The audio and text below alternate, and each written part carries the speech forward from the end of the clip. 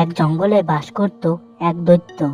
সে অধিকাংশ সময় ঘুমিয়ে থাকতো, কিন্তু যখন তার ঘুম ভেঙে যেত তখন সে খাওয়ার জন্য ছোটাছুটি করত, যাকে তাকে মেরে খেয়ে ফেলতো।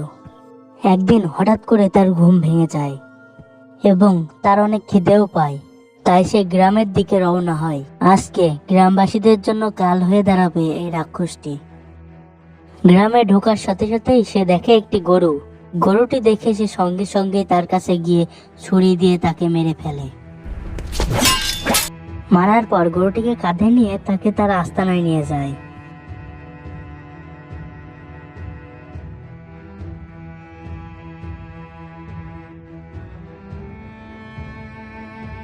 কিছুক্ষণ পর গরুর মালিক মাঠে গরু নিতে এসে দেখে তার গরু মাঠে নেই। গরু মাঠে না দেখে সে এদিক ওদিকে দেখতে থাকে, কিন্তু কোথাও সে গরুটি পায় না। তাই সে দুশ্চিন্তায় পড়ে যায় এবং সঙ্গে সঙ্গে পুলিশকে জানানোর সিদ্ধান্ত নেয়।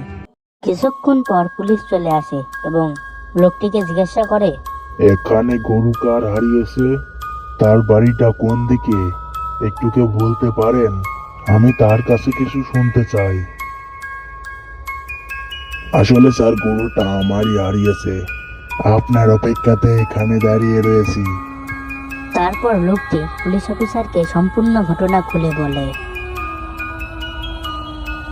এদিকে দানবের গরু খেয়ে পেট না ভরায় সে আবারও গ্রামের দিকে এসেছে, কিন্তু সে এখন খাওয়ার মতো কাউকে পায় না। তাই সে সেখানে দাঁড়িয়ে দাঁড়িয়ে ভাবে এখন সে কি করবে। কিছুক্ষণ পর একটি বাচ্চা ছেলে এসে দানবটিকে দেখে ফেলে এবং ভয়তে পিছনে ফিরে সবাইকে ডাকতে থাকে, কেউ আছো, বাঁচাও, কেউ আছো, এই বাবা কত বড় দানব। বাচ্চাটির চিৎকার শুনে পাশের থেকে ওই গরু হারানো লোকটি চলে আসে।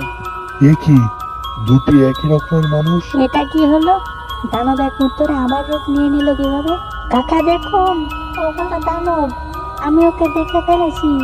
আমি সবাইকে চিৎকার করে ডাকছিলাম, কিন্তু আপনাকে আসা দেখে ওই দানবটি আমার মতো রূপ ধারণ করে ফেলেছে। ওই দানবকে ধরুন।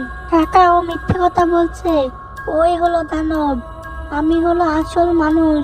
আমি সবাইকে চিৎকার করে ডেকেছিলাম, এখন ও মিথ্যে কথা বলছে। এ তো দেখছি মহা বিপদে পড়লাম। এখন একমাত্র মোড়ল মশাই এর সমাধান দিতে পারবে। চলো, তোমরা দুইজন মোড়ল মশাইয়ের কাছে চলো। এরপর তাদেরকে মোড়ল মশাইয়ের কাছে নিয়ে যাওয়া হলো এবং লোকটি মোড়ল মশাইকে সম্পূর্ণ বিষয়টি খুলে বলল। মোড়ল মশাই সম্পূর্ণ বিষয়টি শুনে বলল, আচ্ছা, এই ব্যাপার। তোমরা দুইজন দুই দিকে চলে যাও তো সোনারা। দুইজন একদম দুই মাথায় চলে যাও। মোড়ল মশাই ছিল অত্যন্ত বুদ্ধিমান।